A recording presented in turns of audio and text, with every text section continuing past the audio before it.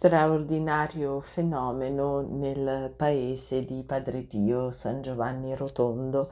Salve a tutti carissimi, oggi voglio parlarvi quello che è accaduto nei cieli di San Giovanni Rotondo. In realtà non so quando, non vi posso essere precisi sulla data, vi posso solo descrivere il fenomeno che è accaduto e di cui tra poco vi mostrerò le immagini.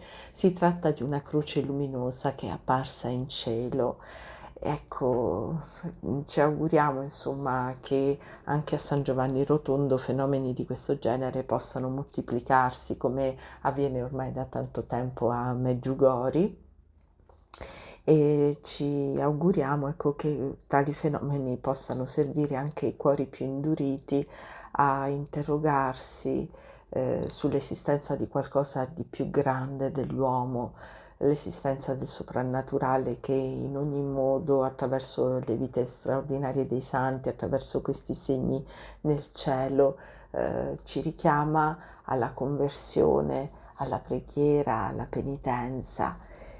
E vi lascio a queste straordinarie immagini, ringraziando il Signore di averci dato Padre Pio, che è vissuto per tanto tempo in questo paese, insomma, della Puglia, e pregando il Signore, insomma, di darci tanti, tanti segni affinché anche i cuori più induriti possano essere scalfiti da questi segnali inequivocabili della presenza, dell'esistenza di Dio e del soprannaturale.